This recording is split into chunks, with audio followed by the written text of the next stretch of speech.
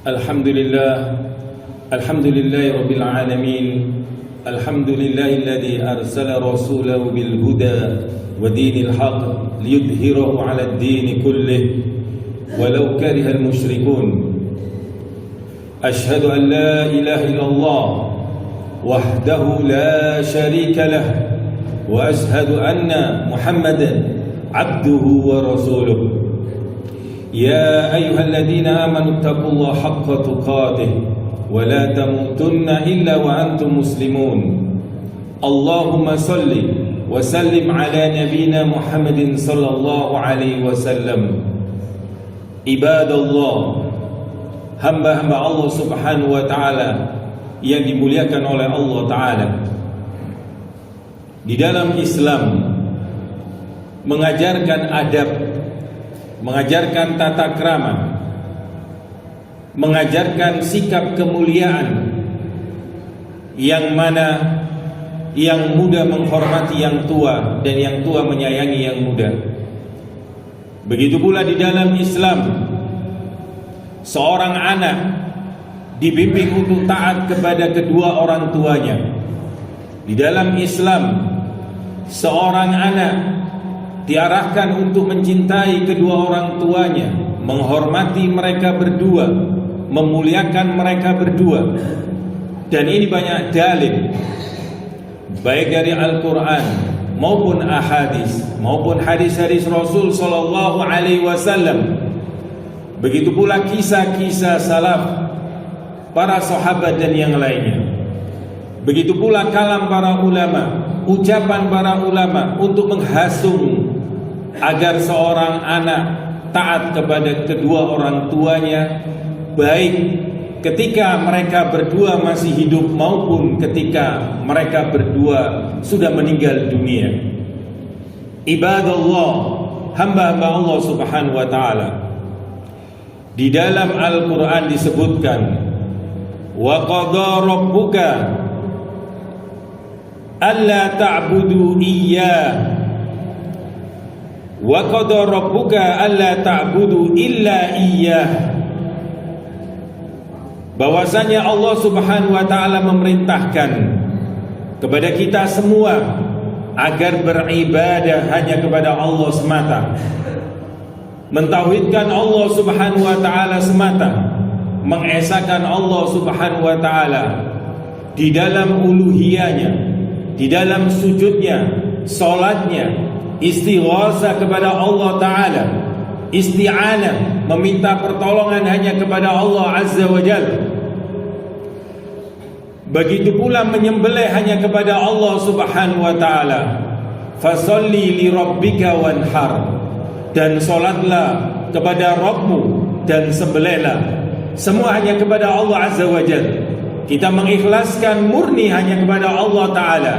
Inilah makna ibadah, mentauhidkan Allah Subhanahu wa taala dari apa-apa yang diperintahkan oleh Allah Subhanahu wa taala dan apa-apa yang dilarang oleh Allah Subhanahu wa taala. Kemudian di dalam ayat itu dilanjutkan, wabil walidaini ihsana. Allah Subhanahu wa taala memerintahkan kita agar kepada kedua orang tua kita berbuat ihsan, kita berbuat baik. Imma yablughanna indakal kibara ahaduhuma aw kilahuma fala taqul lahumā uff. Dan jika ketika mereka berdua sudah tua ataupun salah satu dari mereka sudah menua, fala taqul lahumā uff, janganlah kita semua mengatakan uff. Ataupun misalkan di dalam bahasa Indonesia, wah aduh, ataupun yang semisalnya. Ibadallah, hamba-hamba Allah Subhanahu wa taala, bukan berarti ketika kedua orang tua kita masih muda ini dibolehkan. Ini menunjukkan bahwasanya tekanan syariat Islam ini ketika kedua orang tua kita semakin berumur, mereka semakin lemah secara fisik. Begitu pula terkadang perasaannya sensitif, namun ternyata kita melakukan hal-hal yang bisa menyakitkan hati mereka. Bahkan ketika kita menolak sesuatu dengan kalimat yang tampaknya sederhana, di dalam Islam ini dilarang. Ayyuhal ikhwah azakumullah. Wala tanharhuma. Begitu pula kita dilarang untuk membentak mereka berdua. Kita berkata kasar. Maka ayyuhal ikhwah azakumullah, sebagaimana perkataan Imam Syafi'i rahimahullah ta'ala, kalaulah ada orang tua yang ketika dia mau mengucapkan sesuatu saja kepada anaknya, dia takut, dia khawatir orang tua ini, maka sesungguhnya anak tersebut telah berdurhaka atau durhaka kepada kedua orang tuanya atau salah satunya. Karena sesungguhnya tidak mungkin orang tua itu melakukan itu, yaitu rasa khawatir, rasa takut, kalaulah tabiat anak itu adalah tabiat yang baik. Kalau tabiat anak itu adalah tabiat yang mulia, pasti dia mempunyai tabiat yang jelek, kasar, pemarah ataupun yang lainnya. Sampai kedua orang tuanya atau salah satunya ingin menyampaikan sesuatu, ingin menasehati, ingin melontarkan sesuatu kalimat, mereka khawatir, mereka takut, maka sesungguhnya anak tersebut telah durhaka kepada orang tuanya. Wa qul lahuma qawlan karima, dan katakan kepada mereka berdua dengan kalimat yang mulia, kalimat yang lembut, kalimat yang terpuji. Inilah ya azakumullah bimbingan dari Al-Quran. Kemudian begitu pula diwasiatkan kepada kita semua ketika mereka wahnan ala wahnin wa fisalu fi amaini aniskurli wali walidayka ilayyal masir. Di dalam Al-Quran, di surat Luqman, diwasiatkan kepada kita semua bahwasannya ketika ibu kita lemah, semakin lemah ketika mengandung kita, kemudian menyusui kita selama 2 tahun dan kita kemudian disaping, mereka, ibu-ibu kita ini penuh pengorbanan, waktunya untuk anaknya, untuk kita semasa kita masih kecil. Dan ketika mereka mengandung kita semua, disebutkan di dalam Al-Quran wahnan ala wahnin, semakin lemah dan bertambah lemah, berat ketika mereka mengandung kita semua. Ayyuhallazina. Makanya di sini syariat, di dalam Al-Quran, Allah subhanahu wa ta'ala menekankan agar kita semua bersyukur kepada Allah subhanahu wa ta'ala dan bersyukur kepada kedua orang tua kita. Dan kelak kita akan kembali kepada Allah azza wa jalla. Ibadallah, hamba-hamba Allah subhanahu wa ta'ala, sesungguhnya pengorbanan kedua orang tua kita amatlah besar. Sesungguhnya ayah dan ibu kita sangat peduli kepada kita semua. Naam, mungkin mereka ada aib, mungkin ada kekurangan, ada kelemahan sebagai orang tua, namun tetap mereka adalah kedua orang tua kita. Bahkan disebutkan di dalam Al-Quran pula, ketika mereka dalam keadaan kafir, wa in jahadaka ala an tusyrika bima laysa laka bi ilmun fala tuti'huma wa sahibhuma fid dunya ma'rufa. Ketika mereka berdua, kedua orang tua kita, ketika kita mendapatkan ujian orang tua yang kafir, orang tua yang non muslim, baik keduanya ataupun salah satunya, kita tidak diperintahkan oleh Allah subhanahu wa ta'ala taat kepada mereka di dalam perkara-perkara maksiat, di dalam perkara-perkara kekafiran. Ketika mereka memerintahkan kekufuran, maka kita tidak boleh mengikuti itu semua. Ini bukan berarti uququl walidain, bukan berarti durhaka kepada kedua orang tua, karena ketaatan yang tertinggi adalah ketaatan kepada Allah subhanahu wa ta'ala. Dikatakan taat kepada kedua orang tua kita dalam hal-hal yang ma'ruf, dalam hal-hal yang baik, dalam hal-hal yang sesuai perintah syariat. Maka ibadallah, hamba-hamba Allah subhanahu wa ta'ala, di surat Luqman ini ketika kedua orang tua tersebut kufur ataupun salah satunya ketika memerintahkan sesuatu yang kafir, kita dilarang taat kepada mereka berdua. Namun disebutkan di sini wasahibhuma fid dunya ma'rufa, pergauli mereka berdua dengan cara yang baik, pergauli mereka berdua dengan cara yang ma'ruf. Ibadallah, hamba-hamba Allah subhanahu wa ta'ala. Logikanya, orang tua yang kafir seperti itu kita diperintahkan berlaku baik kepada mereka, apalagi orang tua yang muslim dan muslimah. Ketika mereka Islam, ketika mereka beriman, maka lebih-lebih ibadallah, hamba-hamba Allah subhanahu wa ta'ala. Kemudian ayolah wa'azukumullah, disebutkan di sebuah hadis dari Abdullah bin Mas'ud radhiyallahu anhu. Beliau bertanya kepada Rasul sallallahu alaihi wasallam, ayul amal ahabbu ilallah, amal apa wahai Rasul, sebuah amal yang paling dicintai oleh Allah subhanahu wa ta'ala? Maka beliau menjawab, as-salatu ala waktiha, yaitu seseorang yang melakukan salat wajib tepat pada waktunya, tidak menunda-nunda.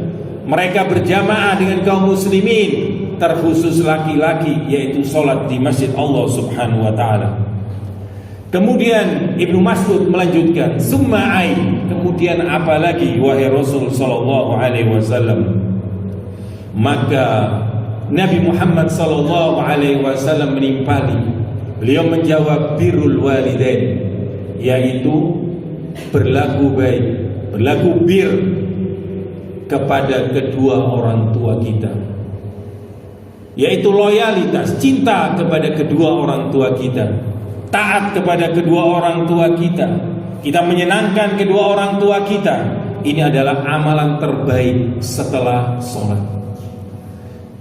Ayolah wa'azakumullah. Kemudian disebutkan pula di sebagian hadis Rasul sallallahu alaihi wasallam, ridha rabbi fi ridhal walid wa sakhatur rabbi fi sakhatil walid. Ridhonya Allah subhanahu wa ta'ala itu tergantung ridhonya orang tua, dan marahnya Allah subhanahu wa ta'ala tergantung pula ketika orang tua kita marah kepada kita. Maka ibadallah, hamba-hamba Allah subhanahu wa ta'ala, sungguh besar kedudukan kedua orang tua kita di dalam Islam ini.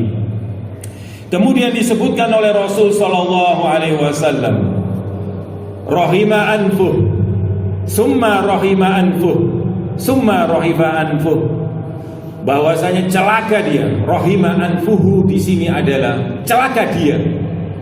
Diulang oleh Rasul sallallahu alaihi wasallam, celaka dia, celaka dia.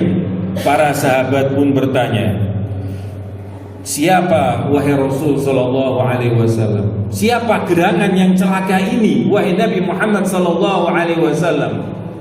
Sabda beliau, man adraka walidayhi indal kibar ahaduhuma aw kilaihima summa lam yadkhulil jannah, yaitu seseorang yang mendapati kedua orang tuanya ketika masih hidup, dia bersama kedua orang tuanya, ataupun salah satunya yang mendapatkan ibunya ataupun ayahnya, namun dia tidak melakukan birrul walidain, tidak menyebabkan dia masuk surga.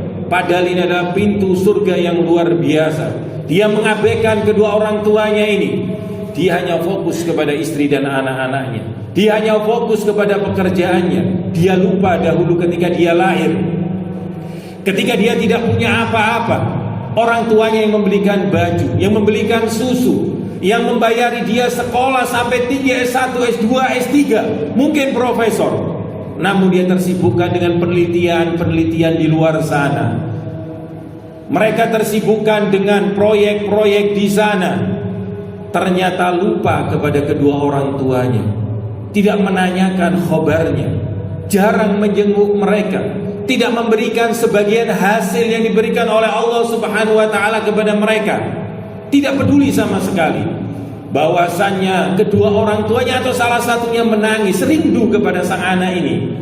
Ibadallah, hamba-hamba Allah subhanahu wa ta'ala, bahwasanya ada sebuah kisah, walaupun ini ada pembahasan kisah ini, yaitu fihi nadar, ada diskusi di antara para ulama, bahwasanya sebagian sahabat ketika itu nazak dan dia mendapatkan kesulitan untuk meninggal dunia.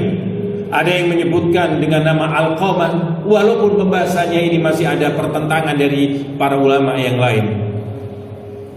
Ibadallah, hanya sekedar hikmah. Kemudian Rasul sallallahu alaihi wasallam singkat cerita mendatangi beliau radhiyallahu anhu. Dan ditanyakan oleh Rasul sallallahu alaihi wasallam, apakah dia mempunyai seorang ibu? Iya. Kemudian didatangkanlah ibunya dan ditanya. Ternyata ibunya pernah kecewa kepada Alqamah gara-gara sesuatu, gara-gara panggilan ibunya, dan Alqamah melakukan sholat sunnah. Maka kata Rasul sallallahu alaihi wasallam, kalaulah tidak kamu maafkan, aku bakar anakmu ini. Maka sang ibu itu pun memaafkan anak tersebut. Singkat cerita, kemudian beliau dipermudah oleh Allah Subhanahu wa taala di dalam nazarnya. Au kama qala. Kemudian kisah Uwais Al-Qarni yang ma'ruf, dan ini di Sahih, di kitab Bukhari, bahwasanya Rasul sallallahu alaihi wasallam menyebutkan kepada sebagian sahabat, mintalah perantara doa melalui dia karena dia dikabulkan oleh Allah Subhanahu wa taala. Apa amal Uwais Al-Qarni? Bahwasanya beliau di zaman Rasul sallallahu alaihi wasallam, namun beliau tidak pernah bertemu Rasul sallallahu alaihi wasallam. Antara Yaman dengan Saudi kalau sekarang naik pesawat hanya beberapa jam, 1 atau 2 jam.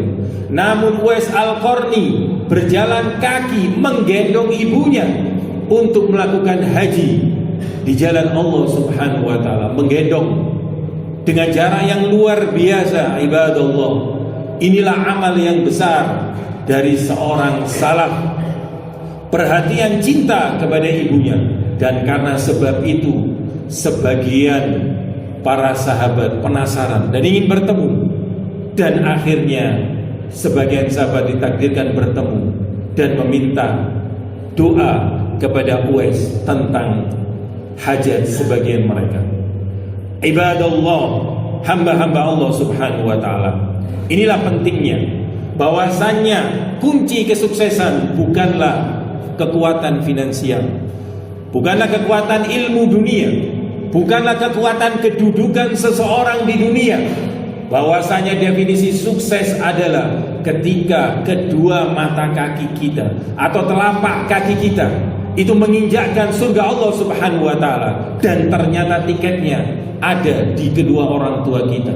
Ternyata tiketnya ada di salah satu orang tua kita. Ibadallah, hamba-hamba Allah Subhanahu wa taala. Kemudian di dalam hadis berikutnya Rasul sallallahu alaihi wasallam pernah ditanya, "Man ahaqqun nas bi husni sahabati?" Siapa sih manusia yang paling mempunyai hak, yang perlu menjadi teman terdekat? Apakah istri? Apakah anak? Apakah sahabat? Apakah guru-guru kita? Maka Rasul sallallahu alaihi wasallam menjawab, ummuk, ibumu. Dan diulang, ummuka, ibumu, ummuka, ibumu, summa abuka, kemudian bapak, kemudian ayahmu. Hamba-hamba Allah Subhanahu wa taala, inilah bimbingan syariat, bimbingan Islam kepada kedua orang tua kita. Maka terkadang seseorang tersibukkan ke sana sini menuntut ilmu syar'i, ingin mendapatkan pahala yang besar ataupun amal-amal yang lain, namun mereka lupa kepada kedua orang tuanya. Mereka tidak perhatian kepada kedua orang tuanya. Bahkan ibadallah, hamba-hamba Allah Subhanahu wa taala, kalaulah kedua orang tua kita meninggal dunia, kita bisa melakukan birrul walidain. Kita masih bisa melakukan birrul walidain dengan cara mendoakan kedua orang tua kita, dengan cara kita silaturahim kepada saudara-saudara atau saudari-saudari kedua orang tua kita, baik itu paman-paman kita, bibi-bibi kita, kerabat dari kedua orang tua kita, bahkan sahabat teman dekat kedua orang tua kita, kita berlaku baik. Ini adalah bentuk birrul walidain kepada kedua orang tua kita. Aqulu ma tasma'un, aqulu qouli hadza astaghfirullah li wa lakum, innallaha ghafurur rahim.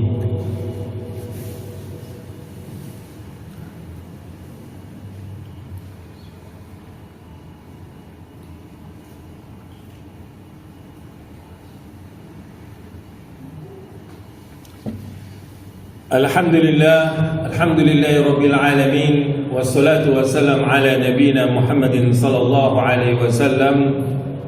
Allahumma salli wa sallim ala nabiyyina Muhammadin sallallahu alaihi wasallam. Ibadallah, hamba-hamba Allah subhanahu wa ta'ala, kita lanjutkan sedikit di khutbah yang kedua ini dari perkataan beberapa ulama tentang birrul walidain. Ibnu Abbas radhiyallahu anhuma, beliau berkata, "Ma min amalin aqrabu ila Allah min birril walidah." Bahwasanya tidak ada amal yang paling bisa mendekatkan seseorang kecuali ketika seseorang melakukan kebaikan kepada ibunya, berbakti kepada ibunya. Imam Malik, beliau mengikuti perintah ibunya sehingga mendapatkan barokah ilmu dari Allah Subhanahu wa taala. Ketika ibunya mengatakan, "Ta'allam min Rabi'ah adabahu qabla ilmih." Imam Malik diperintahkan ibunya, "Kamu belajarlah kepada Rabi'ah," guru Imam Malik. Karena Rabi'ah akan mengajarkan adab kepada kamu. Karena adab ini adalah lebih utama, yaitu didahulukan sebelum seseorang mendapatkan ilmu. Biidznillah, dengan izin Allah Subhanahu wa taala, Imam Malik mendapatkan barokah ilmu, dan beliau salah satu ulama besar di Madinah ketika itu, dan beliau salah satu guru dari Imam Syafi'i rahimahullah taala. Kemudian Hasan al-Basri rahimahullah taala, beliau mengatakan, "Birrul walidain an tuti'ahuma fi kulli ma amara bihi ma lam yakun ma'siyah." Inilah definisi yang bagus.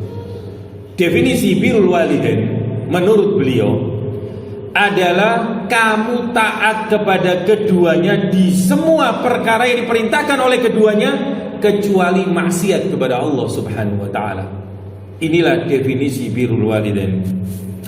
Kemudian Ibnu Taimiyah rahimahullahu taala mengatakan, "Wa haqqul walidain adimun."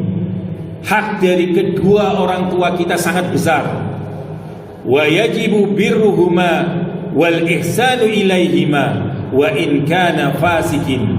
Maka wajib kita melakukan kebaikan kepada keduanya, kita melakukan ihsan kepada keduanya, walaupun kedua orang tua kita ini bukanlah orang-orang yang baik, walaupun mereka adalah orang yang fasik, walaupun mereka adalah pendosa. Maka ibadallah, janganlah kemudian ketika kedua orang tua ini jatuh melakukan maksiat, kemudian kita melakukan uququl walidain, kita durhaka kepada mereka berdua, kita menjatuhkan mereka berdua.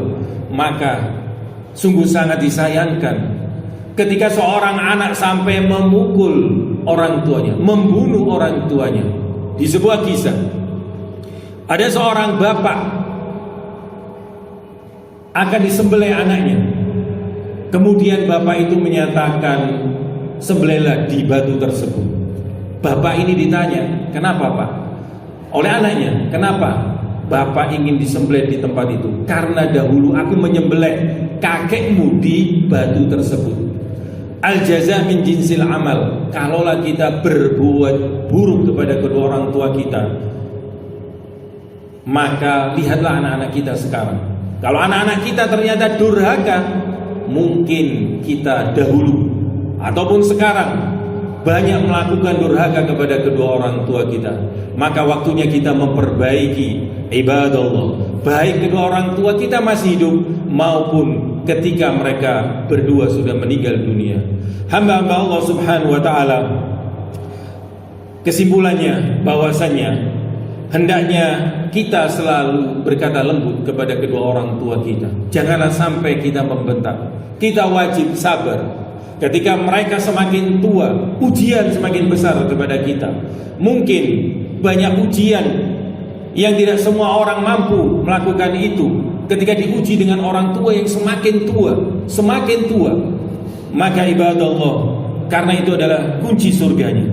Kemudian bahwasannya kita mentaati perintah Allah Subhanahu wa taala meskipun melalui orang tua di dalam perkara-perkara yang baik.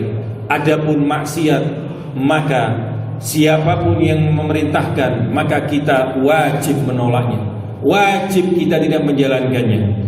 Kemudian hendaknya kita membantu kebutuhan dan memberikan nafkah kepada mereka semampu kita.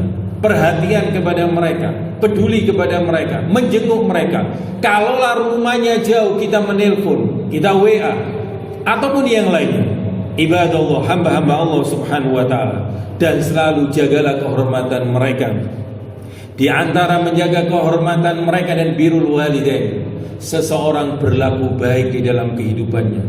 Kalaulah seseorang melakukan korupsi, kemudian memalukan kedua orang tuanya, ataupun seorang pelajar yang melakukan pembangkangan di sekolah, di kampusnya, di pondoknya, di sekolahnya, ataupun kejahatan-kejahatan yang lain yang dilakukan oleh seorang anak dan menyebabkan ibunya ataupun ayahnya malu, bahkan menangis, bahkan sampai sakit, itu menunjukkan uququl walidain. Itu menunjukkan durhaka kepada kedua orang tua kita.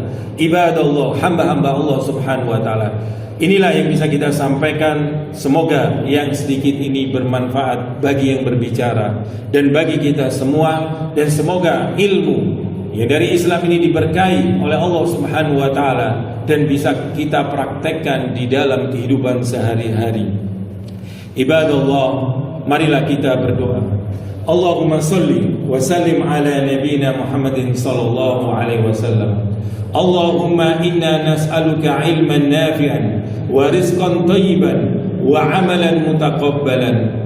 Allahumma inna nas'aluka al-huda wa tuqa wal 'afaf wal ghina. Allahumma nas'aluka al-jannah wa ma qarraba ilaiha min qawlin wa amal, wa na'udzu bika minan nar wa ma qarraba ilaiha min qawlin wa amal. Rabbana atina fid dunya hasanah wa fil akhirati hasanah wa qina adzaban nar. Ibadallah, walhamdulillahi rabbil alamin. Naktafi bihadzal qadar. Aqimis shalah.